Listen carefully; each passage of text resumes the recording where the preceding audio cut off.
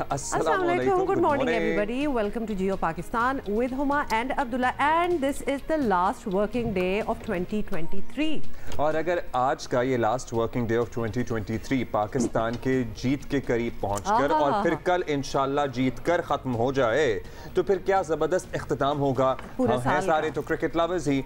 अब काफ़ी एक ड्यू भी हो गया है मामला हमारी टीम के ऊपर कि हमें तो इस तरह कह रहे हैं जैसे सारों के खाते में इतना आना था तो हमारी टीम पे अब एक जीत जो है ना वो अच्छी जीत ड्यू हो गई है और Pakistan is in a very good position in Melbourne के ये टेस्ट हम जीत जाए। ये कहा जा सकता है कि this year has not been particularly good for us as far as cricket is concerned. तो अगर ये हो जाए तो बड़ी अच्छी एक nice ending to the year हो जाए।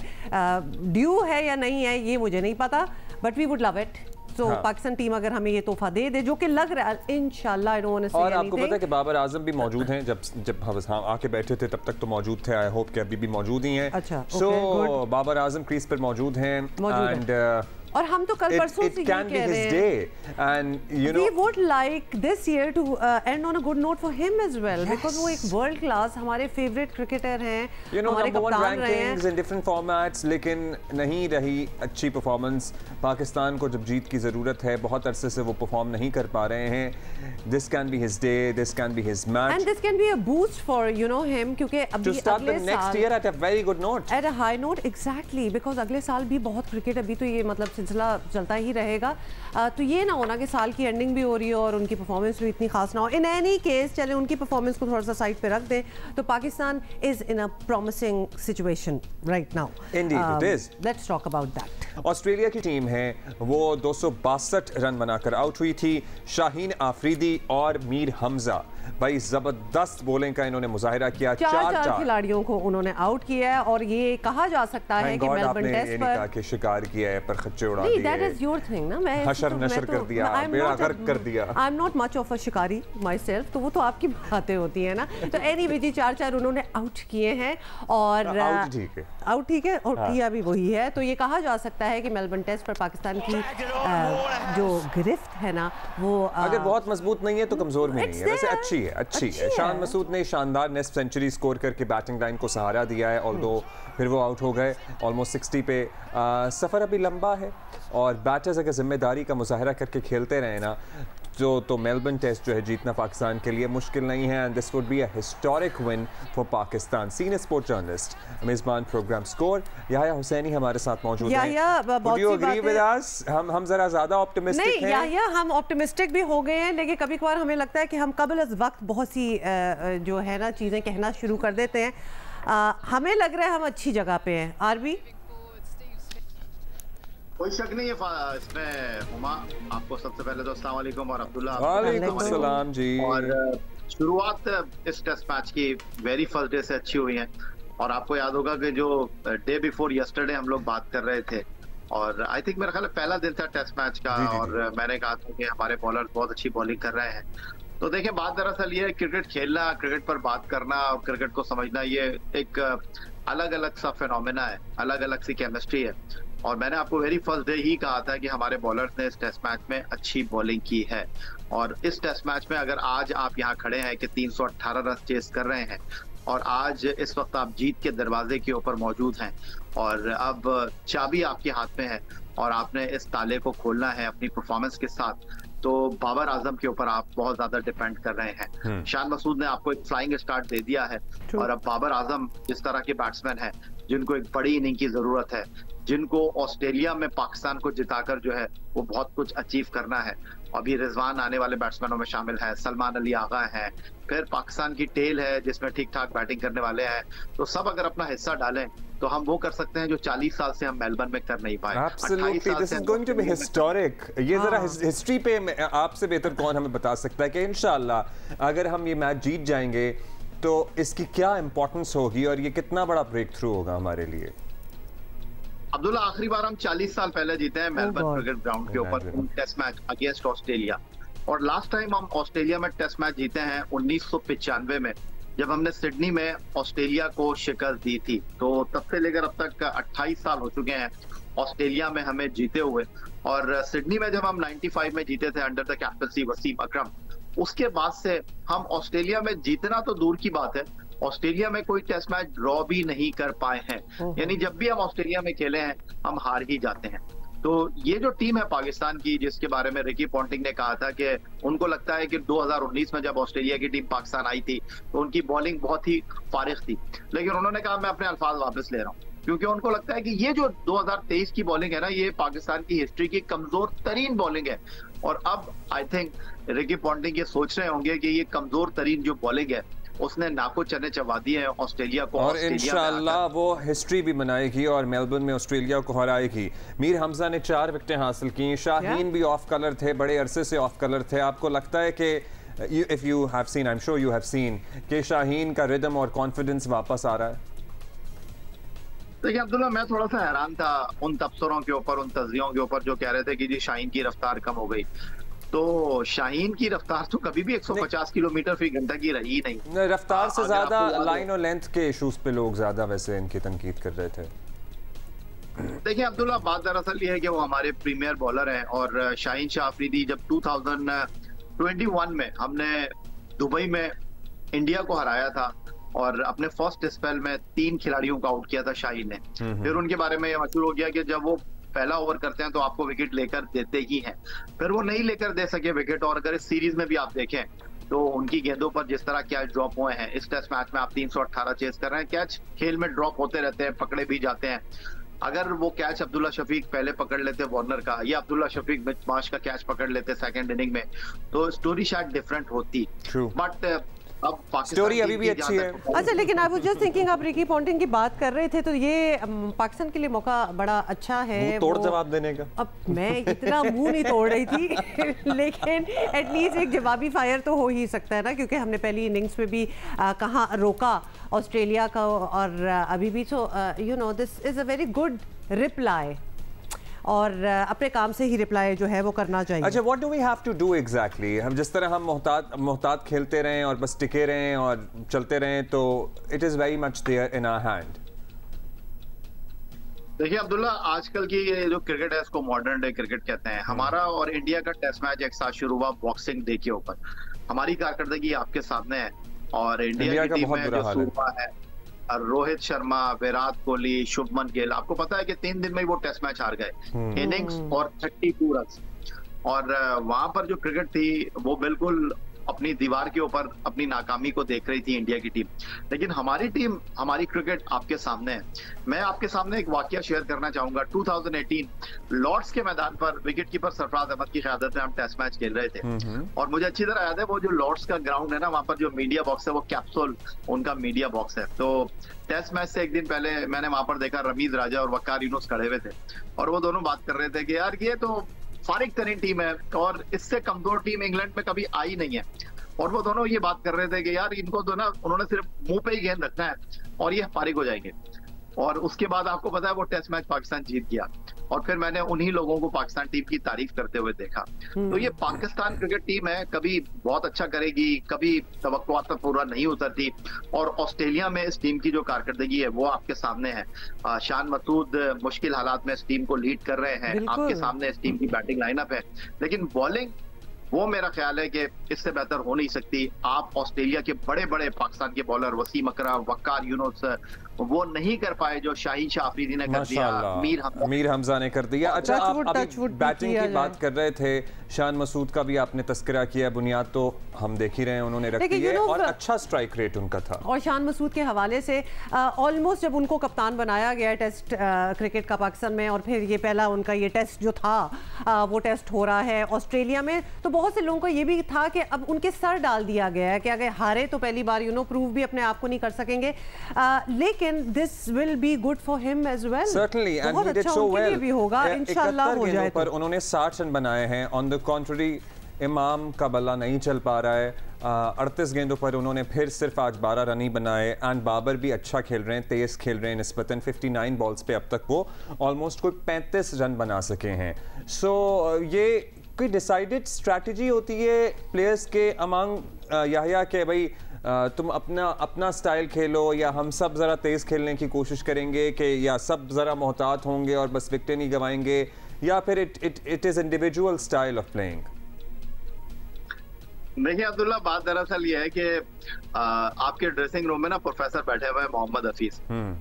एक स्टोरी आई और उस स्टोरी में कहा यह गया कि भाई आप ड्रेसिंग रूम में अगर टेस्ट मैच नहीं खेल रहे ना तो सोना अलाउड नहीं है, और अगर आप सोते हुए पाए गए, जमाई लेते हुए पाए गए तो $500 का फाइन है, यानी पाकिस्तानी रुपी में $2.25 लाख का फाइन आपको पड़ जाएगा।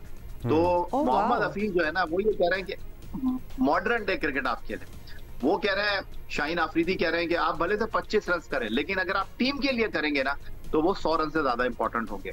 तो ये जो इंटेंट है, ऑस्ट्रेलिया में दो ही चीजें हैं, इससे पहले भी मैं आपको बता चुका हूं कि अगर आप ऑस्ट्रेलिया की टीम को रन बनाने से रोकते हैं और ऑस्ट्रेलिया में रन करते हैं तभी आप जीत सकते हैं।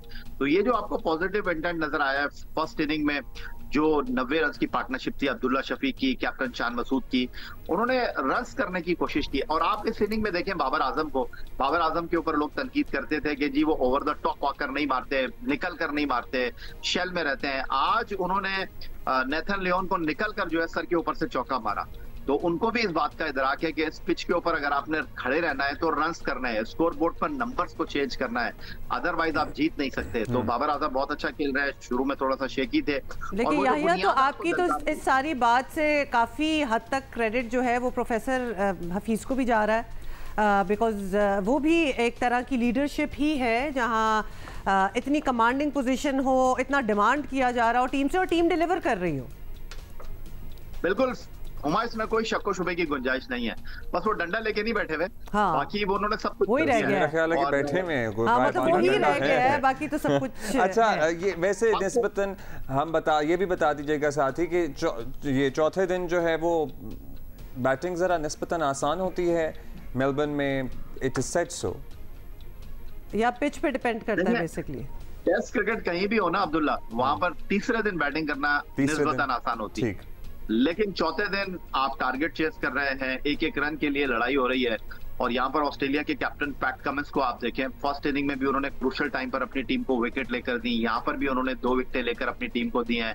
वो बीच में बॉलिंग करने के लिए आ रहे हैं, बड़ी उम्दा लाइन और लेंथ के साथ बॉलिंग कर रहे हैं। आसान तो अब कुछ भी नहीं है, क्योंकि आप अगर कामयाबी हासिल करेंगे तो ऑस्ट्रेलिया को सरप्राइज करेंगे, अगर आप कामयाबी हासिल करेंगे तो हेडलाइंस बनाएंगे दुनिया में कि जी ऑस्ट्रेलिया को पाकिस्तान ने हरा दिया है, वर्ल्ड टेस्ट चैंपियनशिप की डिफेंडिंग चैंपियन है वो टीम जो इंडिया को इंडिया में हरा कर आई है। और वो ट्रेविस हेड जिनको सेकंड इनिंग में वेरी फर्स्ट बॉल के ऊपर मीर हमजा ने बोल्ड किया, उन्होंने 1,17,000 के क्राउड को जो है वो चुप करा दिया था इंडिया में नरेंद्र मोदी क्रिकेट स्टेडियम में इस साल 19 नवंबर को। तो एक्स्ट्रा ऑर्डिनरी कारकर्दगी का टीम पाकिस्तान ने मुजाहरा किया है। इस मैच का नतीजा कुछ भी हो अब्दुल्ला और हुमा, आई थिंक हमारी टीम ने सारे बॉक्सेस को टिक किया है, ऑस्ट्रेलिया को ऑस्ट्रेलिया में जाकर टफ टाइम दिया है। अब सिडनी में आपको सरप्राइज मिलने वाला है। या ये आज जो हम गुफ्तगू कर रहे हैं ना last working day of the year पे, ये बड़े पॉजिटिव है और माशाल्लाह शुक्र है हमारी टीम ने हमें ये मौका दिया है कि हम ये बातें कर सकें, वरना obviously there has always been an analysis criticism. Can we just mention Hasan Ali's dance move here, और जिसको कहते हैं ना कि वो नचा दिया उन्होंने भी पूरे ऑस्ट्रेलियन क्राउड को। वैसे ही हमें ये अच्छा लगा कि सीरियसली तो लेना चाहिए अपना काम, लेकिन इतना भी सीरियस नहीं होना चाहिए। तो ये हमें जरा अच्छा लगा और पूरी जो स्पेक्टेटर्स थे, they were just totally enjoying it. दोबारा से और इसकी आवाज भी दिखाएं ना, हमें भी नजर है इसकी आवाज। I don't know, I really enjoyed it. I think this is very cool. मतलब लिटरली वो ना लेके अपनी उंगलियों पे नचाने वाली बात, they are like just imitating his moves. हाँ, माना कि उनकी परफॉर्मेंस खास नहीं रही, लेकिन हसन अली एक और फैक्टर लेके आते हैं, वो पता है जगा के रखते हैं, मुझे लगता है सोने नहीं देते होंगे किसी को, तो ये भी एक फैक्टर हो सकता है। ठीक है, चलो जहाँ इतने लोग जा रहे हैं और हम He's really fun on social media and जहाँ भी पकड़ के हम कहते हैं कि इसकी जगह बनती थी कि नहीं बनती थी, मुझे लगता है हसन अली ने इसी वजह से शायद अपनी जगह बना ली है। अच्छा जी, हम जरा इंडिया की परफॉर्मेंस की हमने बीच में बात की थी आया, बस लास्ट हम आपसे सवाल करेंगे कि इंडिया का जो हशर हुआ है 131 पर वो ढेर हो गई पूरी टीम, बात करने की जरूरत भी है या नहीं? मतलब what went wrong there? Finalist of the world. देखिए अब्दुल्ला, मैं आपको बताऊं ये जो सुपर स्पोर्ट पार्क सेंचुरियन है ना, जहां पर इंडिया को इनिंग और 32 रन से नाकामी का सामना करना पड़ा, इस टेस्ट मैच से पहले इंडिया की टीम ने जो है वो पिच होती है 22 गज की, उन्होंने 18 गज की पिच बनाकर जो है ना वहां बैटिंग प्रैक्टिस की थी, क्योंकि उनको इस बात का शिद्दत से अंदाजा था कि जनूबी अफ्रीका का बॉलिंग अटैक जो है ना बहुत ही लीथल किस्म का है। और आप यकीन मानिए कि आई डोंट नो कि आप दोनों ने उस टेस्ट मैच के जो है वो हाईलाइट्स देखे हैं नहीं देखे हैं। अगर आप देखें तो आप बड़ा एंजॉय करेंगे कि 5 स्लिप के साथ एक टाइम पर तो जनूबी अफ्रीका के बॉलर जो है वो गेंद कर रहे थे, 5 स्लिप 1 गली, यानी सिर्फ 3 फील्डर उनके पास दस्तयाब थे बाकी जगह पर पोस्ट करने के लिए। एक चीज जो आप हसन अली की अभी वीडियो दिखा रहे थे, मैं आपके साथ यहाँ पर डेफिनेटली शेयर करना चाहूंगा। ऑस्ट्रेलिया और इंग्लैंड में अगर आप क्रिकेट देखने के लिए जाएं तो सही मानों में आप एंजॉय करते हैं। यहाँ पर अगर आप क्रिकेट देखने के लिए जाएं तो आप जो है वो पानी की बोतल नहीं लेके जा सकते, अपना पर्स नहीं लेके जा सकते, मोबाइल का चार्जर नहीं लेके जा सकते। ऑस्ट्रेलिया और इंग्लैंड में लोग मैच देखने के लिए नहीं आते, वो पिकनिक मनाने के लिए आते हैं, वो एंजॉय करने के लिए आते हैं। और ये यहाँ भी होता था याहिया, मतलब हमारे वालिदैन हमें बताते हैं कि किस तरह से वो कीमे वाले नान और सैंडविचेस लेके और थर्मस में चाय बना बना के टेस्ट मैच देखने के लिए जाया करते थे, yo group of boys and families. याहिया टॉकिंग अबाउट जाके देखना एंड कवर करना, माशाल्लाह याहिया तो 5 बार जा चुके हैं, आपको पता है ना? Is that right? 6 bar, sorry I stand corrected. तो ये जबरदस्त किस्मत है ना कि T20 का बाय द वे कैंप भी शुरू होने वाला है, if I am not wrong. So जी बिल्कुल, कैंप शुरू होने वाला है और पाकिस्तान टीम उसके बाद न्यूजीलैंड में जो है वो 5 T20 मैच खेलेगी। 12 तारीख को पहला आपका T20 मैच है। और जाते जाते मैं आपको ये भी बता दूं कि chairman cricket board Chaudhry Zaka Ashraf, उन्होंने भी ऑस्ट्रेलिया यात्रा के लिए सफर शुरू कर दिया है और अगले चंद घंटों में वो ऑस्ट्रेलिया लैंड करने वाले हैं और ऑस्ट्रेलिया में प्राइम मिनिस्टर पाकिस्तान टीम को एक डिनर दे रहे हैं। अच्छा। तो वहां पर भी वो मौजूद है। चलें, दैट्स गुड। और अगर हम ये भाई हम जीत जाएंगे तो ठीक है, तो फिर सब कुछ आपको पता है, जब हम अच्छा खेल रहे हो जीत जाएं तो सब अच्छा और माफ हो जाता है। पाकिस्तान टीम जीते या हारे, हमें पाकिस्तान टीम से प्यार नहीं इंशाल्लाह। परफॉर्मेंस बहुत अच्छी है, ये बड़ी अच्छी आपने बात की है, बहुत शुक्रिया, थैंक यू। इंशाल्लाह जीतेंगे and we will end the year at a very good note, at the note of victory. हमने कह दिया ना और हमने डिसाइड कर लिया कि हमने ये ईयर जैसा भी गुजरा हो साल, हमने अच्छे नोट पे ही एंडिंग करनी है, तो हमने करनी है। अब्दुल्ला ओके? यस। और वैसे ज़का अशरफ साहब भी अच्छे टाइम पे जा रहे हैं, न्यू ईयर भी होगी तो सेलिब्रेशंस भी हो जाएंगी फिर वहाँ, मतलब इसमें क्या बुराई है? खुदा ना खासा टीम बुरा परफॉर्म कर रही होती, फिर वो बिला वजह उठ के जा रहे होते तो जरा वो जा रहे हैं, तो अब वो ऑलरेडी ऑन हिज वे हैं। अच्छा 300 जी। अच्छा जी, इसमें कोई शक नहीं कि आने वाले दिनों में पाकिस्तान की तरक्की और माशी इस्तेहकाम में शायद सबसे बड़ा हिस्सा जो होगा वो किसका होगा? इंफॉर्मेशन टेक्नोलॉजी एंड टेलीकम्युनिकेशन का। मुझे शक है वैसे इस पे। नहीं, मेरा ख्याल है कि that is where the world is going. क्या हमारी पॉलिसीज इस वो बाद में आएगा ना, हिस्से को डालने में सपोर्ट करेंगी? That we'll talk about that later. लेकिन this is the way to go। अगर हमारी पॉलिसीज भी ठीक हो जाएं तो हमारा हमसाया, by the way just case in point एक कंपैरिजन दे दे, वो इस मामले में भी हमसे बहुत आगे निकल चुके हैं। और कुछ शहर तो ऐसे हैं जिनकी पहचान ही आईटी की तेज़ रफ्तार तरक्की से की जा रही है। We are talking about India. और पाकिस्तान में भी अब इस शोबे में काफ़ी काम हो रहा है और संजीदगी से हो रहा है। और आज पाकिस्तान में freelancing, artificial intelligence, e commerce समेत कई शोबों में बहुत तरक्की कर रहे हैं लोग। कौन सी हिकमत अमली वैसे कर रहे हैं, मतलब जितनी करनी चाहिए आई गेस उतनी नहीं कर रहे। कौन सी हिकमत अमली अख्तियार की जाए जिससे हमारा नौजवान अभी भी आईटी की दुनिया में अपनी अलग पहचान जहां है उसकी, कहीं उसको बहुत एक्सपैंड कर सके, उसको एलिवेट कर सके। सो इसी पे हम बात करेंगे। निगरान वज़ीर information technology and telecommunication doctor Umar Saif हमारे साथ है और उनसे बेहतर कौन जानता होगा कि क्या करना चाहिए। Doctor Umar Saif, thank you so much for joining us. पहले तो हम ये बात कर लें कि पाकिस्तानी जो नौजवान हैं वो कितना तैयार हैं कि दुनिया का मुकाबला करना है इन दिस पर्टिकुलर फील्ड? जी अस्सलाम वालेकुम Abdullah and Huma, thank you for inviting me. Thank you. और इसमें specially for Abdullah because he had most questions and apprehensions and insinuations about this. Yes. So that's why we have you start with this. ज़रूर। So इसमें actually sort of the honest answer is कि हमारी universities में, you might be surprised to know, तकरीबन 75,000 IT graduates हर साल निकलते हैं। 75,000 ये बहुत बड़ा नंबर है। अगर आप IT इंडस्ट्री को देखिए तो 1.25 लाख 1.5 लाख लोग वहाँ पे काम करते हैं और पाकिस्तान की IT इंडस्ट्री में इस वक्त 7 से 8 लाख लोग एम्प्लॉय हो सकते हैं। ये इसकी पोटेंशियल डिमांड है।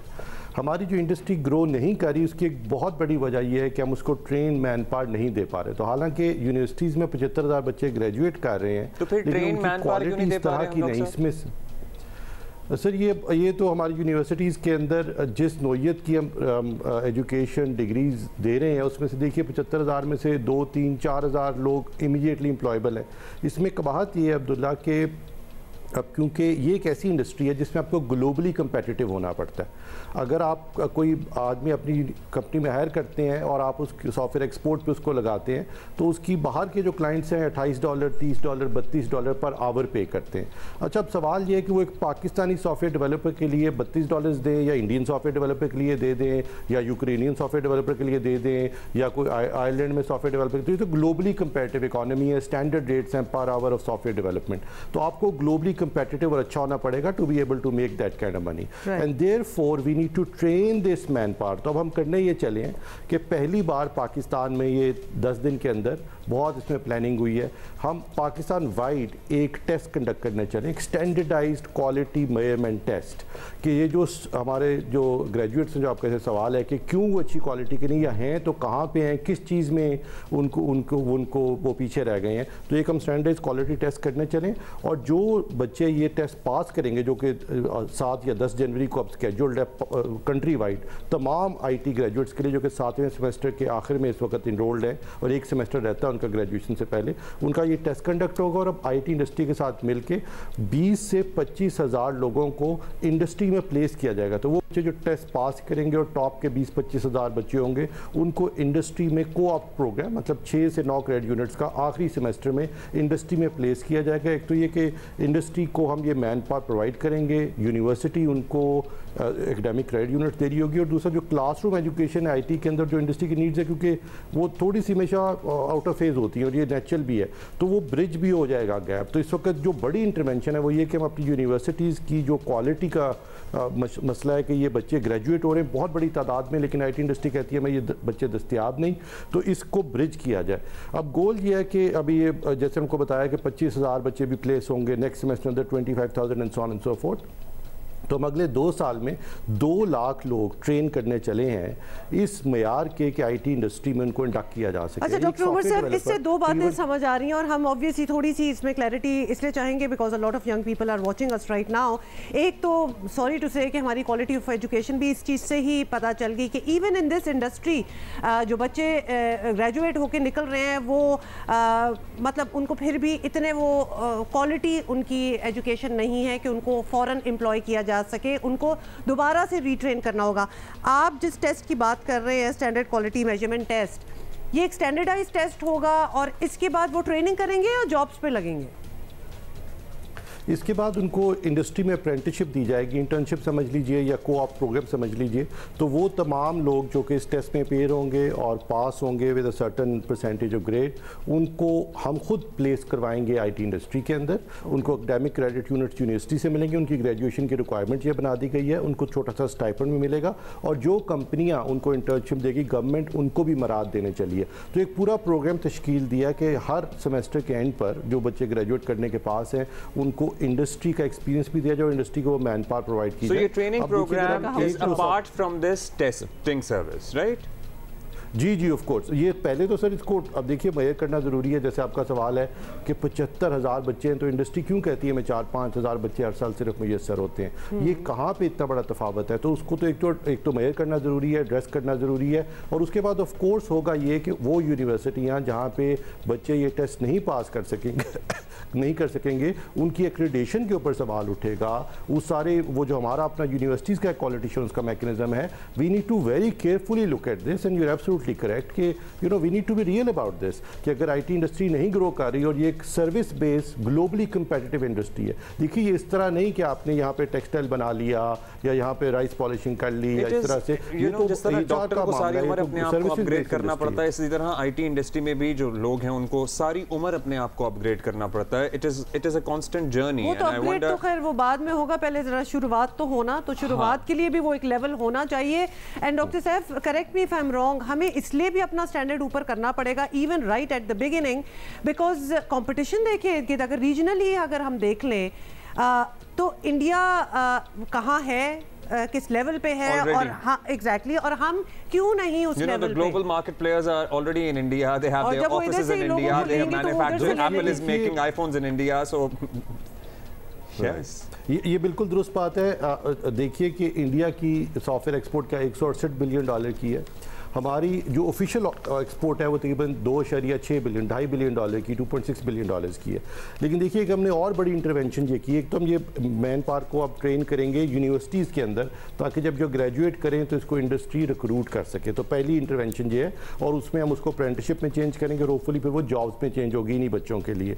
दूसरी बड़ी इंटरवेंशन अब्दुल्ला जैसे कहते हैं कि ये तो continuous learning process of course है, ये इतनी मोटी ऐनक लग गई, बाल गिर गए, कंटिन्यूस लर्निंग प्रोसेस है IT के लोगों के लिए। But at the same time हमने therefore we have invested a lot of money with NAVTEC, जो कि हमारी स्किल्स ट्रेनिंग ऑर्गेनाइजेशन है फेडरल, और उसके तहत हम हर साल 16,000 लोग एंटरप्राइज हाई एंड टेक्नोलॉजीज में ट्रेन करें। ये वो टेक्नोलॉजी सेल्स फोर्स और अमेजॉन क्लाउड और गूगल क्लाउड और ऑरेकल फाइनेंशियल्स और माइक्रोसॉफ्ट डायनामिक्स, जिसकी यील्ड बहुत हाई है। तो एक जो सॉफ्टवेयर डेवलपर है तकरीबन $25,000 पर ईयर कमाता है, और अगर हम 2 लाख लोग ऐड करें IT इंडस्ट्री में तो ये तकरीबन $5 बिलियन सालाना बनते हैं।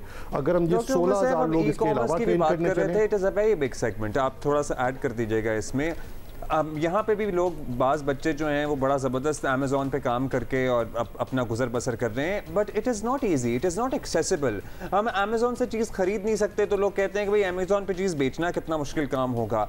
ये कब ये चीज़ें, हम क्यों एलियनेट हैं पूरी दुनिया से कि भाई अमेज़ॉन हमारे यहाँ नहीं चलेगा, पे हमारे यहाँ नहीं चलेगा। हम और इसी से लिंक डॉक्टर उमर साहब, के ज़माने में टाइम कम है लेकिन इसी से लिंक एक और चीज़ कर लेते हैं। हमारे पास गैजेटरी भी अगर आप देख लें कि जो यंग लोग हैं वो बड़े इंटरेस्टेड भी हों, तो हमारा सेल्यूलर सर्विस के स्टैंडर्ड अगर आप बता दें, उसके बाद गैजेट्स लेने जाएँ जैसे मोबाइल फ़ोन्स हैं, लैपटॉप्स वगैरह हैं, मतलब हज़ार $1,000 के तो आजकल मोबाइल फ़ोन्स जो अच्छी क्वालिटी के हैं वो आ रहे हैं। तो ये सारी चीज़ें आउट ऑफ रीच लगती हैं, तो मेहनत करे भी इंसान तो कहाँ तक जाए। उमा सही बात है। I love the enthusiasm between the two of you. I need to come down to Karachi and spend an hour in your show. Yes, you do. We were expecting you to be here. Let me start with answering your question. वो एक तो हम ये करने चलेंगे, पाकिस्तान में contract based phones मुतारिफ कराने लगे। इसका मतलब जैसे बाहर जाते हैं और आप अगर साल का कॉन्ट्रैक्ट साइन करें एक टेलीकॉम कंपनी से, तो आपको फ़ोन किस्तों पे या फ्री उसी कॉन्ट्रैक्ट का हिस्सा मिल जाता है, आईफोन जिस तरह से। तो ये इंशाल्लाह 15 तारीख को हम सारी टेलीकॉम कंपनी से मिलकर पाकिस्तान में कॉन्ट्रैक्ट बेस्ड, क्योंकि उसमें जब फोन अपग्रेड होता है तो आप एक्सचेंज भी कर सकते हैं। जी, ये तो अब पहला कदम ये है कि आपको किस्तों पर फाइनेंसिंग पर टेलीकॉम कंपनी से फ़ोन कॉन्ट्रैक्ट के साथ ही मिल जाए, और इससे अच्छे फ़ोन्स की डिमांड जनरेट होगी और सेलफोन फाइनेंसिंग पाकिस्तान में शुरू होगी। इसके जो गार्ड रेल्स चाहिए थे कि अगर आप डिफ़ॉल्ट कर दें, अपनी किस्त ना पे कर सकें, बिल ना पे कर सकें, तो आपका फ़ोन उतने अरसे के लिए ब्लॉक हो जाए। हमने पूरा पीछे एक निज़ाम बनाया है, टेलीकॉम कंपनी से इसको लिंक किया है, और अब इंशाल्लाह ये 2 हफ्ते में इसको फॉर्मली अनाउंस करने जा रहे हैं। इसी तरह एक बहुत बड़ा मसला, जैसे अब्दुल्ला ने कहा कि यहाँ से अमेज़ॉन पे इस तरह के जो इंटरनेशनल ई-कॉमर्स स्टोर्स हैं उस पर बहुत सारे प्रोडक्ट्स हैं जो पाकिस्तान से बेचे जा सकते हैं। उसमें 2-3 कबाहतें हैं। एक तो ये कि हमारा लॉजिस्टिक्स ब्रोकन है। यहाँ से अगर आपने पैकेज भेजना है अमेरिका, आपने कोई चीज़ शिप करनी है, उसकी बहुत कम पाकिस्तान में ऑप्शन मौजूद है, अगर हैं तो बहुत एक्सपेंसिव हैं compare that with China and other countries जो कि इंटरनेशनल ई-कॉमर्स बहुत तेज़ी से और बहुत ज़्यादा करते हैं, और वहाँ पे उन्होंने उनका स्टेट बैक लॉजिस्टिक्स का निज़ाम बहुत रिफाइंड है। We need to really look at it and to improve this. दूसरा बड़ा उसमें मसला ऑफ कोर्स पेमेंट लेने का है। देखिए, जो अगर हम ऑनलाइन फ्रीलांसिंग कहते हैं, ये वो बच्चे हैं, नौजवान हैं जो घरों पर बैठ के कोई $10 दिन के $20 बना रहे हैं, वो कैसे पैसे वसूल करें बाहर के क्लाइंट से? वो बेचारे किसी बड़े अकाउंट में पैसे जमा करते हैं, फिर कभी कभी मंगवाते हैं, कोई आसान तरीका नहीं पैसे लेने का। तो अब इंशाल्लाह ताला बहुत इसमें पिछले 4 महीने से, अराउंड 4 महीने बहुत हमने मेहनत की, हर दुनिया का दरवाज़ा खटखटाया, और finally I am happy to share with you, मैं फॉर्मली इसको अनाउंस नहीं कर सकता, वो 2 हफ्ते में करने चले हैं कि हम थ्रू अ मैकेनिज्म पाकिस्तान में अब पाकिस्तानी इंशाल्लाह ताला पेपैल से पेमेंट ले सकेंगे for the services that they provide and the goods that they sell on stores like Amazon and other e-commerce stores. तो ये 2 जो इसमें बड़ी फ्रिक्शंस थी ये ख़त्म की हैं। लेकिन इसमें जो बड़ी बात होने चली है वो ये भी है कि पाकिस्तान में 5G मुतारिफ कराने लगे हैं, हम स्पेक्ट्रम एलोकेट कर चुके हैं, उसकी ऑक्शन की तैयारियां अब हो रही हैं, सेलफोन फाइनेंसिंग होने जा रही है, पाकिस्तान में फाइबर डालने की नई पॉलिसी बनाई कि पाकिस्तान भर में फाइबर डाली जाए, हाई स्पीड बहुत कुछ आपने किया, बहुत कुछ आपका करने का इरादा है, but you have very limited time as well. तो ये रहेंगी पॉलिसी सारी, बिकॉज इंटरिम सेटअप तो आप कुछ हफ्तों की बात है, तो प्लीज हमें ये एश्योरिटी दे दें कि ये सब कुछ चलता रहेगा। ये एश्योरिटी कैसे देंगे? होपफुली कोई मतलब किसी सबका अगर मुल्क का इंटरेस्ट है तो आई होप किसी को एतराज नहीं होना चाहिए। नहीं, I think these are good things and they been long on the anvil. मतलब ऑफ कोर्स मतलब मैं तो 4 महीने में हमने कोई 15 चीज़ें कर ली हैं। स्पेस पॉलिसी बना ली है, स्पेस को डीरेगुलेट किया है ताकि स्टारलिंक जैसी कंपनीज पाकिस्तान में सर्विसेज प्रोवाइड कर सकें। इंशाल्लाह ये भी आपको जल्दी खबर मिलेगी कि अब इंटरनेट हम आसानी से और लो ऑर्बिट सेटेलाइट की टेक्नोलॉजी की मदद से, लेटेस्ट टेक्नोलॉजी की मदद से इस्तेमाल कर सकेंगे, जहाँ भी हों इस्तेमाल कर सकेंगे, पेमेंट्स ले सकेंगे इंटरनेशनली, ई कॉमर्स में मदद मिलेगी। फ्रीलांसर्स के लिए हम 10,000 ई रोज़गार सेंटर्स बना रहे हैं। यूनिवर्सिटीज़ के स्टूडेंट्स को यूनिवर्सिटीज़ में अब उनकी क्वालिटी को एड्रेस करने का पूरा मैकेनिज्म बना रहे हैं, उनकी स्किल्स को अपग्रेड कर रहे हैं। आईटी की वजारत है, ये पॉलिटिकल ब्रोकरेज के लिए इस्तेमाल होती रही है। And which is a tragedy. It is as important a ministry as the Ministry of Defence and other things. Yes, yes. So we are hoping अगर पाकिस्तान का फ्यूचर मईशत पे टिका है जो कि इस वक्त डामाडोल है, सो आईटी की वजारत को पॉलिटिकल बार्गेन के लिए इस्तेमाल करना मेरा ख्याल है आगे से बंद करना होगा। In any case, this is all the time we have. Thank you so much for being with us. Ji, you want to add something? Please बताइएगा. We have 30 seconds. I wanted to say I don't want to talk about politics at all. लेकिन what I do want to say is कि जो आपने important बात की वो ये कि आईटी की इंडस्ट्री सर्विस बेस्ड इंडस्ट्री, इसका मतलब ये कि इसमें ट्रेड सरप्लस मौजूद है। देखिए, अगर आप कुछ भी पाकिस्तान मैन्युफैक्चर करते हैं उसका रॉ मटेरियल बाहर से इंपोर्ट करना पड़ता है, फिर ही आप उसको बना के एक्सपोर्ट कर सकते हैं, इसलिए हमेशा ट्रेड इम्बैलेंस रहता है। आईटी का जो रॉ मटेरियल है वो लोग हैं, और अगर हमारे पास ट्रेन मैन पावर दो तो उसका 70-80% ट्रेड सरप्लस है। तो I think this certainly is a sector जिससे इकोनॉमी बहुत तेजी से आगे। सर्टनली जी, thank you so much for being with us. Karachi में ज़रा स्ट्रीट क्राइम्स की का हाल आपको बताते हैं, क्योंकि पूरा साल अब जो है वो ऑलमोस्ट गुजर ही गया है। तो कराची में स्ट्रीट क्राइम्स का जिन जो है वो 2023 में भी बेकाबू रहा। डाकू राज करते रहे, मुजाहिमत पर 130 से ज़ायद अफराद जो हैं वो कत्ल हुए हैं और 600 से ज़ायद ज़ख्मी भी हुए हैं। कराची पुलिस की अपनी रिपोर्ट के मुताबिक रवां साल स्ट्रीट क्राइम्स के कितने केसेस? 82,645 82,645 केसेस हुए हैं, सोचें। और जो मुजरिम पकड़े भी गए हैं वो जेल से बाहर आते ही रहे हैं दोबारा। ऑब्वियसली उन्होंने लूट मार की, हम पहले ही कह चुके हैं, it's like an institution jail में जाना। तो और हमारा कमज़ोर तरीन निज़ाम इंसाफ जो है वो महज 3 डाकुओं को 1 साल कैद की सजा जो है वो दे सका है। 3 डाकू सिर्फ पूरे साल में। तुमने डाका मारा है, कोई बात नहीं, बस 1 साल जेल में रह लो, इमेजिन करें। और उसके अलावा everybody is running scot free. Karachi police chief मान रहे हैं कि 30 बार गिरफ्तार स्ट्रीट क्रिमिनल्स को भी आसानी से जमानत मिल जाती है। हमारे साथ ही काशिफ मुश्ताक हमारे साथ मौजूद हैं। काशिफ, ये क्या है, मजबूत केस नहीं बना पाते, निज़ाम अदल में फ्लॉ है, क्या मसला है कि एक आदमी जिसका इतना लंबा चौड़ा क्रिमिनल रिकॉर्ड है उसको, आई एम सॉरी, 100 क्राइम्स तो इस सारे फिगर्स में क्यों जमानत मिलती है? अब्दुल्ला हुमा, देखें, इसमें बड़ा क्लियर मैसेज कराची पुलिस की तरफ से भी है और हमें भी ये चीज़ समझनी चाहिए कि आपको अगर एक फ़िगर आउट करूं कि इसमें ऐसे मुल्ज़मान भी शामिल हैं जिनके ख़िलाफ़ 30 मुकदमात हुए और वो 30 बार जेल गए और जेल से बाहर आ गए। तो आप ये समझें कि ये मुकदमात कितने कमज़ोर होंगे। कराची पुलिस के लिए ये सवालिया निशान है कि आखिर उन मुकदमात में इस तरह के लूज़ बॉल होंगे कि वो मुल्ज़मान जाते हैं और बड़ी आसानी से बाहर आ जाते हैं। ये हम नहीं कह रहे, ये कराची पुलिस चीफ खुद कहते हैं, खादिम हुसैन दिन, के इस शहर के अंदर ऐसे मुल्ज़मान भी उन्होंने गिरफ़्तार किए हैं जो माजी में 30 बार गिरफ़्तार हो चुके हैं। तो ये फ़िगर हैं, इन फिगर्स के बावजूद कराची पुलिस मुल्ज़मान को पकड़ती है, मुकाबले होते हैं। आपको ये बताऊँ कि यौमिया की बुनियाद पर कराची के मुख्तलिफ इलाकों के अंदर 5 पुलिस मुकाबले जो हैं वो एवरेज के हिसाब से किए जाते हैं। उनमें डाकू ज़ख्मी भी होते हैं, गिरफ़्तार भी होते हैं, लेकिन उसके बावजूद जो डाकू ज़ख्मी होते हैं उन पर मुकदमात होते हैं, वो मुकदमात नहीं चल पाते हैं, प्रोसिक्यूशन कमज़ोर होती है या तफ्तीशी अफसरान उस तरह के केसेस नहीं बना सकते। ये तमाम तर पुलिस की कमज़ोरियाँ हैं। अगर इन डाकुओं को मुकम्मल तौर पर गिरफ़्तार भी किया जाए और उसके बाद उनसे जो है वो उनकी तफ्तीश में उनको सख्त तफ्तीश जो है उनसे की जाए तो शायद वो इस तरह बाहर ना आए। तो ये कराची पुलिस की कमज़ोरी है और इसको वो खुद एतराफ़ भी करते हैं। वो ये बताते हैं कि इस साल 1 साल के जो जिन मुल्ज़मान को कैद करवा सकें वो या जिनको सज़ा दिलवा सकें उनकी तादाद ना होने के बराबर है। पूरे साल के अंदर सिर्फ 3 ऐसे मुल्ज़मान थे, जबकि 30 के करीब ऐसे मुल्ज़मान हैं जिनको वो 1 से 1.5 माह की जो है सज़ा वो करवा सकें।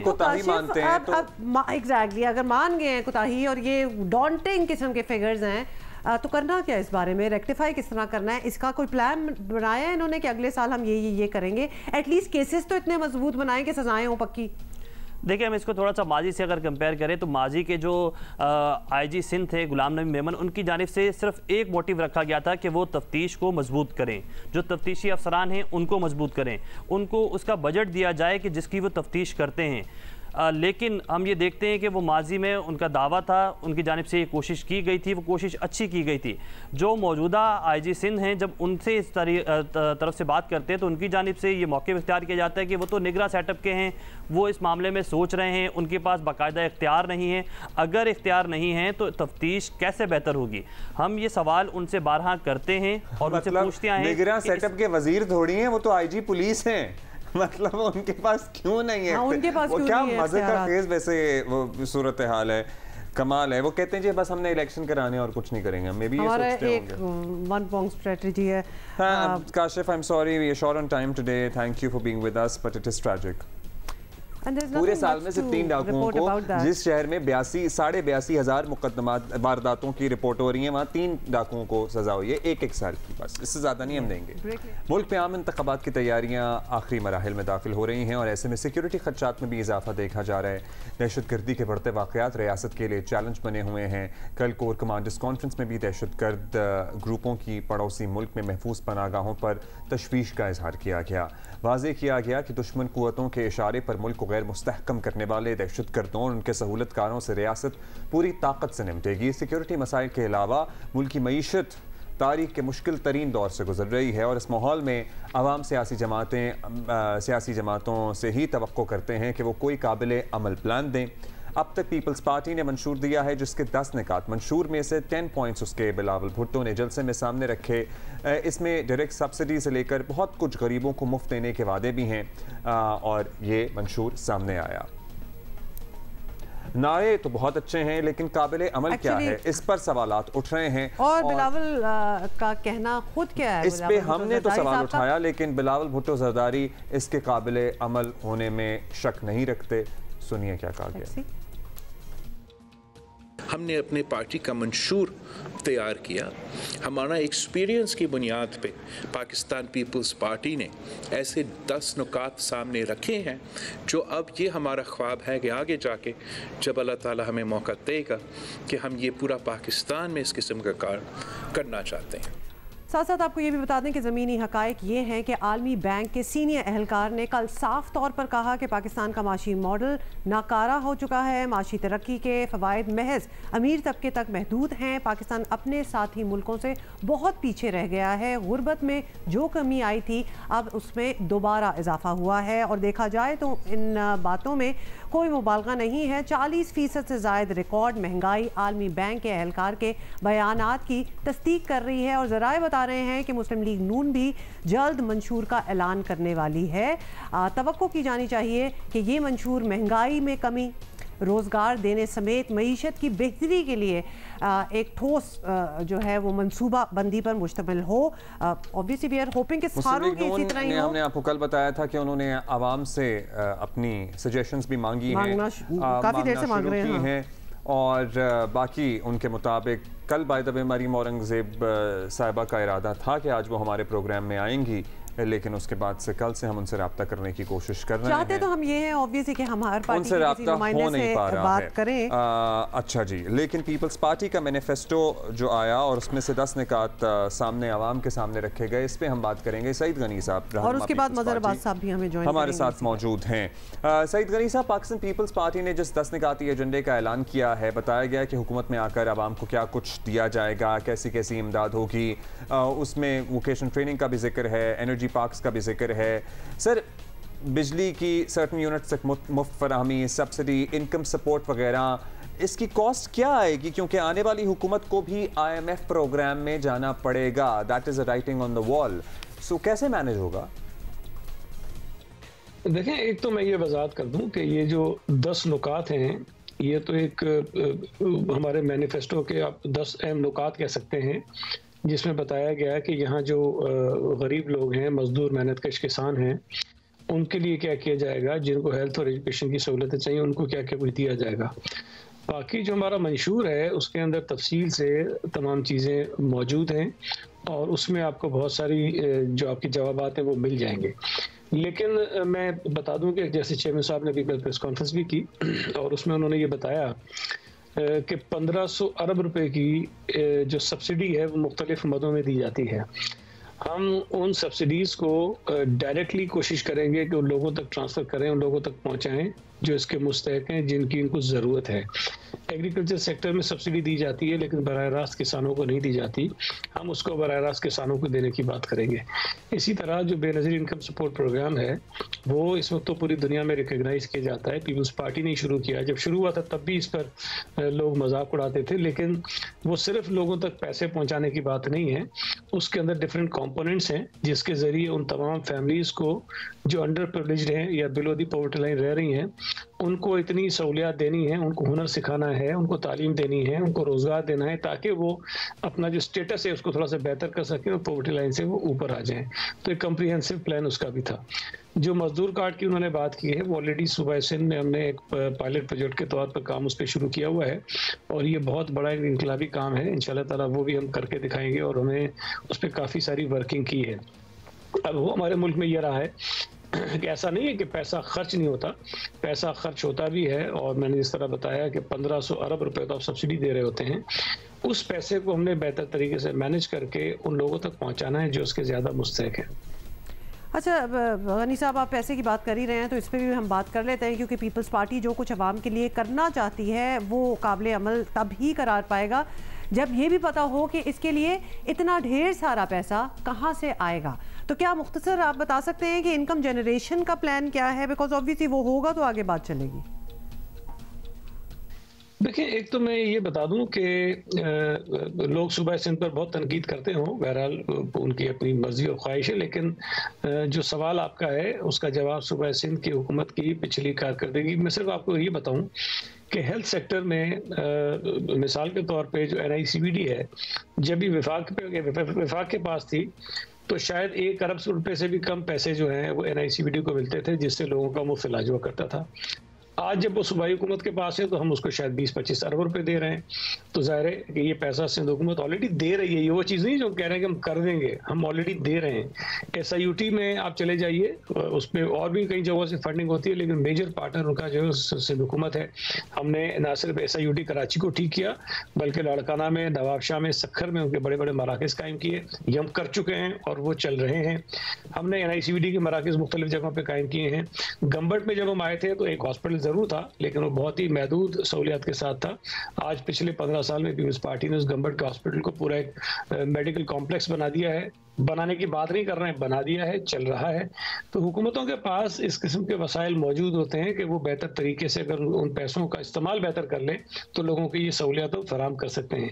बाकी जो आपने रेवेन्यू जनरेशन की बात की, डेफिनेटली सबसे बड़ा कॉम्पोनेंट तो आपका जो होता है, जो आपकी FVR के थ्रू रेवेन्यू कलेक्शन होता है, उसको इम्प्रूव करेंगे।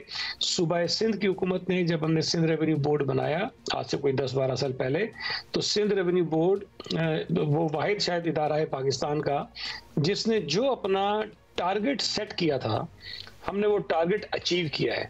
और शायद सवाए 1 साल जो कोविड वाला था उसमें शायद थोड़ा सा कम हुआ होगा, बाकी तमाम सालों में ना सिर्फ उन्होंने कि वो अपना टारगेट मीट किया बल्कि टारगेट से हम आगे गए हैं। तो हमने जो चीज़ें प्लान की हैं इंशाल्लाह ताला, जो हमारा मैनिफेस्टो जब तफसीली आपके सामने आ जाएगा तो उसमें बहुत सारी चीज़ें आपको मिलेंगी, लेकिन मैं फिर आपको कह रहा हूँ कि जो चीज़ें कही गई वो अचीवेबल हैं। अगर वो 300 यूनिट मुफ्त बिजली देने की बात कर रहे हैं गरीबों को, तो उन्होंने बताया कि हम जो सोलर का जो बिजली पैदा करने का है सिस्टम, हम वो देंगे गरीबों को और उस पर उसके अखराजात हुकूमत बेयर करेगी और उनके घरों पे उनको मुफ्त बिजली पैदा करने के जराए देंगे। अब ये तो मुमकिन नहीं है कि इस वक्त अगर हुकूमत महंगी बिजली पैदा कर रही है तो वो महंगी बिजली हम हर महीने 300 यूनिट किसी को दे रहे हो, ये तो अफोर्ड नहीं कर सकता कोई। लेकिन हम उनको सोलर सिस्टम के जरिए, और जो उन्होंने बताया कि हर डिस्ट्रिक्ट में हम जो अल्टरनेटिव एनर्जी की रिसोर्सेज हैं वो हम लगाएंगे, वहाँ से बिजली पैदा करेंगे और वो बिजली सस्ती भी लोगों को फराहम करेंगे। तो एक पूरा कम्प्रिहेंसिव प्लान है जिसके मुताबिक ये 10 नुकात जो है चेयरमैन साहब ने कहे। सर, ये तो आपने पूरा जो प्लान ऑफ एक्शन है वो आपने एक्सप्लेन कर दिया गनी साहब। अब कुछ सियासी मामलात की बात कर लेते हैं। पीपल्स पार्टी कुछ दिन पहले तक सीट एडजस्टमेंट और इत्तेहादियों के ऑप्शन पर बात नहीं करती थी, लेकिन अब ऐसा कुछ फीलर्स आ रहे हैं, कुछ महसूस हो रहा है कि ये ऑप्शन ओपन हो गया है। और वो भी इमेजिन किसके साथ? PTI के साथ। तो ख़ास तौर पर तहरीक इंसाफ की अगर बात करें ना तो थोड़ा सा हैरानगी होती है, बट इन एनी केस क्या पार्टी में इस मामले में वाकई फ्लेक्सिबिलिटी है या ऐसा कोई चांस नहीं है? देखिए, मुझे जहाँ तक याद पड़ता है, मैंने भी कई दफ़ा इस किस्म के सवालात का जवाब दिया। इंतखाबात उस वक्त काफ़ी दूर थे, तो हमने ये कहा कि फिल वक्त हमारा किसी जमात के साथ इंतखाबी इत्तेहाद पर कोई बात नहीं हो रही, लेकिन जब इंतखाबात करीब आते हैं तो लोकल सतह पे एडजस्टमेंट्स की बात होती है और वो ज़रूर होगी। मुख्तलिफ जगहों पर मुख्तलिफ जो हमारे लोकल लीडर्स हैं या सूबाई सतह की लीडरशिप है या डिस्ट्रिक्ट या डिवीजन्स में हमारे अहदेदार हैं, वो अगर बेहतर समझते हैं, मुनासिब समझते हैं कि किसी हल्के में किसी जमात के साथ किसी उम्मीदवार के साथ कोई एडजस्टमेंट की पॉसिबिलिटी है तो वो बिल्कुल शायद उसकी इजाज़त उनको मिल जाएगी। लेकिन बतौर जमात PTI के साथ इस वक्त तक कोई तय नहीं हुआ पार्टी के अंदर कि हमने PTI के साथ कोई अलायंस करना है। अच्छा गनी साहब, जो हालात नज़र आ रहे हैं, बल्कि खुर्शीद शाह साहब तो खुलकर कह चुके हैं कि इस इलेक्शन के बाद किसी एक पार्टी की हुकूमत नहीं बनेगी, ऐन मुमकिन है कि सभी जमातों को साथ बिठाना पड़े। अब ऐसा मौका आया तो मुस्लिम लीग नून या किसी और के साथ हुकूमत में शरीक होकर अपना एजेंडा इम्प्लीमेंट करने की कोशिश करेंगे, क्योंकि अभी तो आपका रीसेंट तजर्बा रहा है, या फिर आप उस तजर्बे के बाद ऑपोजिशन करना बेहतर समझेंगे? देखिए, पाकिस्तान पीपल्स पार्टी ने हमेशा माजी में भी कोशिश की है कि मुल्क को अगर मसाइल दरपेश हों तो हम अपनी अना को छोड़कर तमाम जमातों के साथ बैठ के एक रिकन्सिलेशन करें और उसके बाद मुल्क के मसाइल का हल तलाश करें। फ़िलहाल इंतखाबात हैं और हर जमात इंतखाबात में हिस्सा लेने का हक रखती है, और ये बात जब हम जो एक कोलिशन गवर्नमेंट बनी थी 16 महीने की, उस वक्त भी सवाल होता था, तो हम उस वक्त भी कहते थे कि इस वक्त हम हुकूमत में ज़रूर पार्टनर्स हैं, लेकिन इंतखाबात हो सकता है कि हम सब अलग अलग लड़ेंगे। PTI अलग, नून लीग अलग होगी, पीपल्स पार्टी अलग होगी, JUI अलग होगी। तो उसी जो सिनारियो हमने देखा था उसी के तहत इस वक्त इंतखाबात होने जा रहे हैं और पीपल्स पार्टी उसमें हिस्सा ले रही है। लेकिन जब इंतखाबात के नताइज आ जाते हैं उसके बाद जो हालात पैदा होते हैं उसको मद्देनजर रखकर जो है वो फैसला किया जाएगा। लेकिन मैं भी ये समझता हूँ कि इस वक्त मुल्क की जो सूरत हाल है, इस वक्त जो चैलेंजेस दरपेश हैं मुल्क को, उसमें शायद ये बेहतर होगा कि तमाम जमातें बैठकर जो है वो किसी बात पर इत्तफाक करें, और ख़ास तौर पर जो चार्टर ऑफ डेमोक्रेसी की बात, उसकी चार्टर ऑफ इकोनॉमी की जो बात हो रही है उस पर कोई इत्तफाक हो, ताकि जो मुल्क की माशी सूरत हाल है जिससे इस मुल्क का हर आदमी परेशान है उससे मुल्क को निकाला जा सके। और ये मैं समझता हूँ कि कोई एक जमात ये फैसला नहीं कर सकती है। शुक्रिया जी, थैंक यू। नताइज के बाद जरा सूरत हाल क्लियर होगी, वैसे होता भी तभी है। अभी जरा इसी पे बात कर लेते हैं। सीनियर तज्जियाकार मज़हर अब्बास साहब has joined us. Mazhar Abbas साहब, खैर एनीवे चलें स्टार्ट इससे करते हैं कि इस पर बहुत बात हो चुकी है। मजमूई तौर पर इत्तेफाक राय पाया जाता है कि मुल्क का सबसे बड़ा मसला जो है वो क्या है? मईशत। और कोई चीज़ एक्चुअली आती नहीं है दिमाग में, ओनली खाली ख़जाना जो है हमारा। तो इसके बावजूद सियासी जमातें अपने मंसूबे जो हैं वो बता रही हैं और वो सब खर्चे वाले हैं, आमदन वाले कम ही है सो फार जितना हमें पता चला है। तो क्या इन्हें हकीकत से दूर कहना गलत होगा या फिर there is some other action and plan behind the scenes? जी, मेरा ख्याल है जो सूरत हाल है, माशी सूरत हाल है, कोई भी पार्टी जो इस वक्त इलेक्शन लड़ रही है वो बोल्ड मंशूर नहीं दे रही। वो ये मंशूर नहीं दे रही, लोगों से सच नहीं बोल रही कि आपकी माशी सूरत हाल कितनी ख़राब है, और ये नहीं कहा जा रहा कि हम सख्त फ़ैसले करेंगे। ज़ाहिर है उन्हें खदशा है कि अगर उन्होंने इस तरह की बातें की तो उनको वोट नहीं मिलेगा। तो वो बिल्कुल वो गुफ्तगू नहीं कर रहे हैं जो IMF कह रही है। वो गुफ्तगू ये कर रहे हैं कि हम रिलीफ देंगे, ये नहीं बता रहे कि रिलीफ कैसे देंगे, ये नहीं बता रहे कि पैसे कैसे आएंगे। बड़े बड़े, क्योंकि आम तौर पे मंशूर में दावे किए जाते हैं और जब वो जमात अपना मंशूर के साथ हुकूमत में आती है तो वो मंशूर वहीं का वहीं रह जाता है, क्योंकि ज़मीनी हक़ाइक़ कुछ और होते हैं। तो इस वक्त भी ज़मीनी और हक़ाइक़ जो हैं वो बड़े मुख्तलिफ हैं, जिसके लिए आप वर्ल्ड बैंक की रिपोर्ट देख लें, जिसके लिए आप IMF की कंडीशंस देख लें, और आप IMF की कंडीशन से बाहर नहीं निकल सकते। तो मेरा ख्याल है सियासी जमातें मईशत के हवाले से खौफज़दा हैं, मईशत के हवाले से कोई ऐसी बात नहीं कर रही कि वो ज़मीनी हक़ाइक़ से मिलती जुलती हों। वो दावे कर रही हैं और बहुत से लोगों को ये पता है कि ये सिर्फ दावे हैं, ये इससे हकीकत का कोई ताल्लुक़ नहीं है, और वो इस मामले में IMF की जो कंडीशन होंगी उससे बाहर नहीं जा सकते। ज़ाहिर है IMF की जो कंडीशन उससे कोई बाहर नहीं हो सकता। अब तो बहुत से जो आलमी इदारे हैं वो 5 ईयर प्लान भी मांग रहे हैं। ख़बरें ऐसी भी हैं कि जो इंटरम सेटअप है ये है, इस पे काम ऑलरेडी शुरू कर चुका है। सो जो आने वाली हुकूमत है वो उसको ऑनर करेगी या नहीं, बहुत इंपॉर्टेंट है। मज़हर साहब ज़रा सियासी बात कर लेते हैं। गुज़श्ता हफ्ता 10 दिन में एक डेवलपमेंट भी नज़र आ रही है, वो ये कि तहरीक इंसाफ को किसी न किसी हद तक रिलीफ मिल रहा है अदालतों से, और तहरीक इंसाफ के मुखालिफिन जो हैं वो इस पर बड़े परेशान हैं। सो आपको लग रहा है कि मामला लेवल प्लेइंग फील्ड की तरफ जा रहा है या पेशकदमी है कुछ उस तरफ? देखिए, पता नहीं सबके लिए लेवल प्लेइंग फील्ड, असल में सारा मसला ये है कि सब अपनी अपनी फील्ड चाहते हैं। कोई लेवल प्लेइंग फील्ड 2018 में लेवल प्लेइंग फील्ड नहीं थी, 2013 में भी लेवल प्लेइंग फील्ड नहीं थी, इस वक्त भी लेवल प्लेइंग फील्ड नहीं है, सिर्फ किरदार बदल गए हैं। और इस वक्त जो सूरत हाल नज़र आ रही है, देखना ये है कि PTI का सबसे ज़्यादा तो लेवल प्लेइंग फील्ड का उनके माने ये हैं कि हमें बल्ला भी मिले और इमरान खान भी मिले। अब अगर दोनों नहीं मिलते तो उनको बड़ा नुकसान हो जाएगा। दोनों में से एक चीज़ भी उनको मिल जाती है, यानी अगर बल्ला उन्हें मिल जाता है तो उन्हें काफ़ी हद तक रिलीफ मिल जाएगा। इस वक्त जो उनकी नज़रें हैं वो अदलिया के ऊपर हैं।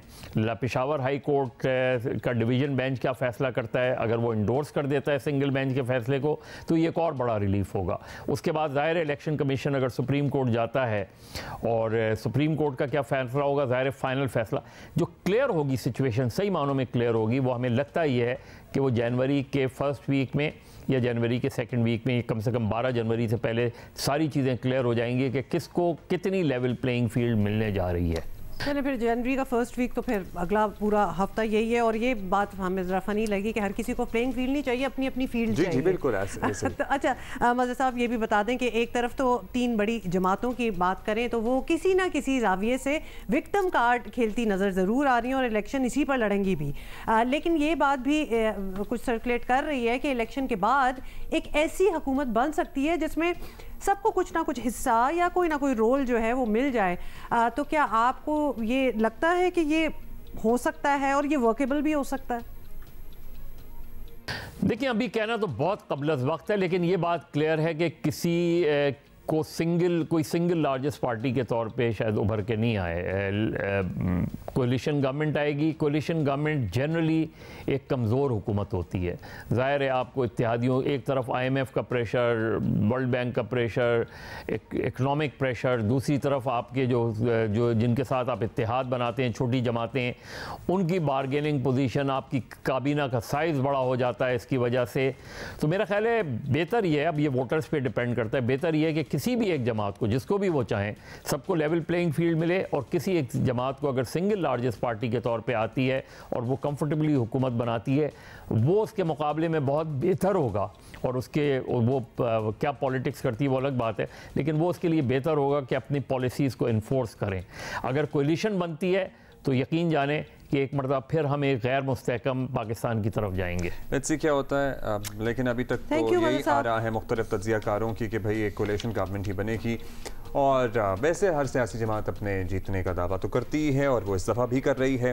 लेकिन अब इतना टाइम रहा नहीं है तो बड़ी अच्छी तरह पता भी चल जाएगा। लेकिन अब जब ये नया साल स्टार्ट हो जाएगा फ्रॉम मंडे, तो ये ज़रूर एक बातचीत आपस में करें कि who you want to vote for, who is coming to your expectations, और क्या जो प्रोमिसेस हैं, जो वादे किए जा रहे हैं, उनके पीछे कितनी कॉन्क्रीट प्लानिंग है कि ये करेंगे भी कि नहीं करेंगे। So you need to work it out a little bit. बात ये है कि सवाल ये है कि इलेक्शन के बाद क्या हम इस्तेहकाम की तरफ जाएंगे। कोई भी अगर फॉर इंस्टेंस कोई बड़ी 3 जमातें हैं ना हमारे पास, पीपल्स पार्टी, मुस्लिम लीग नून और PTI, उनमें से अगर PTI अगर जीत जाती है तो क्या बाकी सब चैन से बैठ जाएंगे? अगर PMLN गवर्नमेंट को लीड करती है तो PTI क्या उन्हें हुकूमत करने देगी? क्योंकि 2013 के बाद तो उन्होंने हुकूमत नहीं करने दी थी उन्हें। सारों के जो मंशूर अभी आना शुरू हो जाएंगे, पीपल्स पार्टी का तो आ गया, तो you need to really see कि ये क्या इनका प्लान क्या है। मईशत के हवाले से आप ज़रूर देखें, एनवायरनमेंट के हवाले से ज़रूर देखें, सेहत को तो डेफिनेटली मद्देनज़र आप रखें। तो these are the things that one needs to study, क्योंकि आपका वोट बहुत कीमती है। ये सारे आपके वोटों के लिए ही इस बात को भी मद्देनजर रखें कि क्या ये मुल्क मजीद केओस का मुतहम्मिल हो सकता है। मतलब डिस्ट्रप्शन की सियासत, केओस की सियासत, हंगामे की सियासत, गालम गलोच की सियासत, ओए तोए और अबे तबे की सियासत।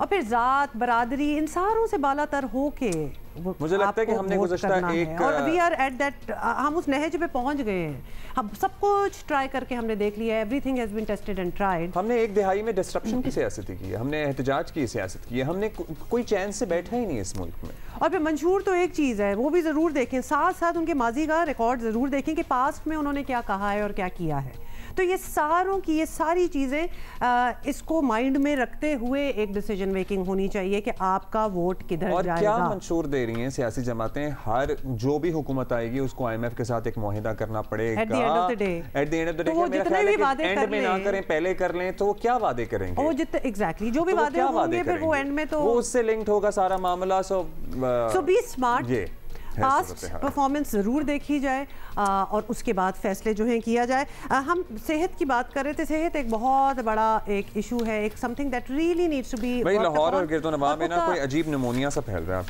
आपको पता है कि महकमा सेहत पंजाब ने क्या डायरेक्टिव दिया है? उन्होंने सूबे में एक डायरेक्टिव ये दिया है कि दोबारा कोरोना टेस्टिंग जो है वो शुरू की जाए।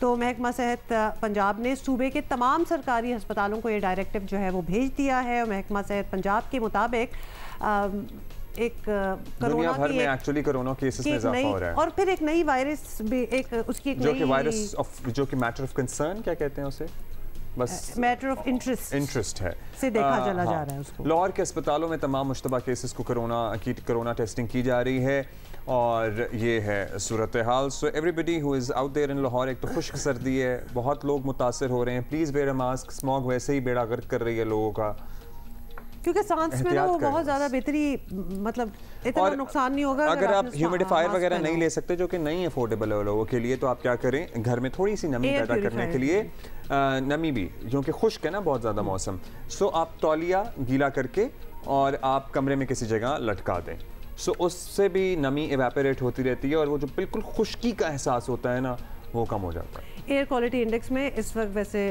लाहौर जो है वो 11वें नंबर पर है, कराची 5वें पे। आई वांट टू नो कि बाकी वो 9 कौन है जो ऊपर आए हुए हैं। लाहौर 11वें पे है जी, इसीलिए तो I am a little shocked इस वक्त। आपको पता है ना मोमेंट टू मोमेंट चेंज भी हो जाता है एज वी स्पीक। अच्छा जी, वक्री की हम बात करें, वक्री हमारे साथ बैठी हुई है, फरियाल इज विद अस। फरियाल, ये आपकी पहली मूवी थी, दूसरी मूवी थी, कौन सी मूवी थी? ये मेरी पहली ही मूवी थी एज अ टाइटल कैरेक्टर। लेकिन इससे पहले आपने फिल्म बड़े पर्दे पे नजर आई हैं आप? बिल्कुल बिल्कुल, I have done Chikkar. Chikkar was shot after, but it was released before Vakri, and I also did a guest appearance in Qaid-e-Azam Zindabad। किया था मैंने। That as well। अच्छा, so, एक और भी गेस्ट अपीयरेंस वैसे इनकी आने वाली उसके बाद, मगर वो हम बाद में बात करेंगे, पहले हम जरा वक्री की बात कर लेंगे। So you know people know about your dancing skills as well। बहुत कम हमारे पास एक्ट्रेसेस ऐसी होती हैं who such good dancers। हालांकि ये एक फॉर अ गुड एक्टर ये बड़ा प्रीरेक्विजिट होता है that they know how to dance। Absolutely। Dancing, at least you should know how to basically move, maneuver your body। You should know how to, हर एक के लिए डिफरेंट होता है। मतलब एक कोरियोग्राफर कोई हो तो वो एटलीस्ट कोई काम तो कर सकते हैं ना, किसी को बेसिक तो फाइन कर सके। हमारे यहाँ शायद नहीं है ये प्री रिक्विजिट, अदरवाइज तो जिन्होंने अदाकार बनना होता है हमारे पड़ोसी मुल्क में बचपन से डांस स्कूल में डाल देते हैं, क्योंकि you know it is a basic requirement. मगर हम इस फिल्म में शायद गुंजाइश नहीं बनी आपके पास इस फिल्म में। मतलब there is a performance where I am performing on ever be song, मैं रैप कर रही हूँ, और लेकिन उसमें ऐसे डांस नहीं है। कुछ लोग समझेंगे कि हाँ मैंने डांस किया हुआ है, लेकिन मेरे हिसाब से वो डांस नहीं है, वो सिर्फ परफॉर्मेंस है। अच्छा, working with a female director क्या मुख्तलिफ था इसमें? एक्चुअली हमारी वक्री की टीम वो ज़्यादातर ख़वातीन ही थी। That's different, I'm sure. Very different and very functional women. My DOP उनका नाम लुडोविका है, वो LA से आई थी, she's Italian। 32 डेज़ में उन्होंने शूट की फिल्म। इतना बड़ा कैमरा लेके इतनी सी लड़की खड़ी होती थी और सब यहाँ आदमी उसको देख रहे थे कि ये कैसे कर रही है, थक तो नहीं जाएगी। And she is like no chai, let's go, let's shoot, you know. My first AD was Faria. Chai breaks भी एक लंबी होती है। हाँ, वो परेशान हो गई थी कि क्या चाय का क्या सीन है ये। First AD Fariya Afzal, no better AD than her in my life I've seen। Then Kamal Khusat on the set। Okay। Then Apurva Bakshi,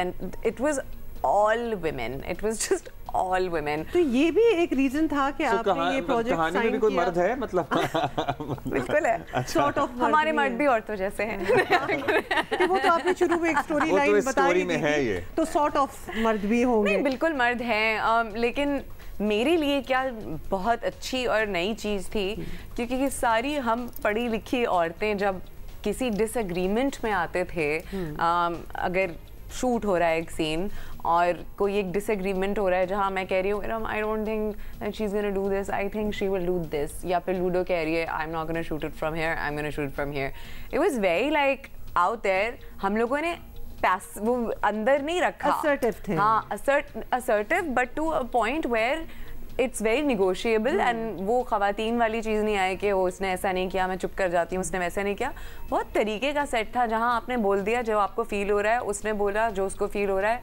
let's come to a solution and we would come to a solution and be fine after that मतलब काम को आप आगे बढ़ाएं या it was so like I was very proud of our set कि हमारे यहाँ जिस तरह औरतें लेके बैठ जाती है बातें हम औरतें यूं काम करवा रही थी और it was so professional where Iram would take my criticism, I would take her criticism, Ludo would take her criticism and it was just fine and it all worked very well. अच्छा हमारी audience को हम entertainment factor हमारे audience के लिए ना बड़ा important होता है because there is so much stress in the society महंगाई मुसीबत पैसे खर्च करके जा रहे हैं वो कहते हैं हम जरा खुश होके आए बिल्कुल तो ये वैसी फिल्म है जिसमें आप रिलैक्स होके निकलेंगे बाहर और मजा आएगा आपको बहुत मजा आएगा आप लोगों को टेंशन नहीं होगी बहुत एब्सर्ड सी एक फिल्म है जहां आपको लगेगा कि इसमें बहुत सारा ये जो टिकटॉक इन्फ्लुएंसर्स की जो कहानियाँ होती हैं उनका बहुत सारा डाला गया है बहुत सारे फेमिलियर चेहरे आपको दिखेंगे जो हमने माइम करके दूसरे लोगों को लेके डाला है कुछ तो एक्चुअली डाला है हम लोगों ने उन लोगों को लेके it's just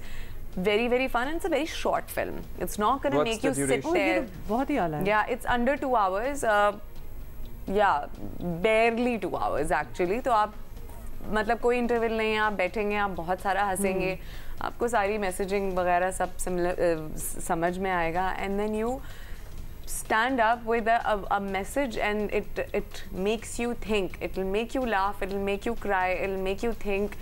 It's everything that is required in the cinema right now. And also, like obviously, we are at the end of the year. तो आप ये इस मूवी को देखते हुए, this is your project जो आप 2023 ख़त्म कर रही हैं.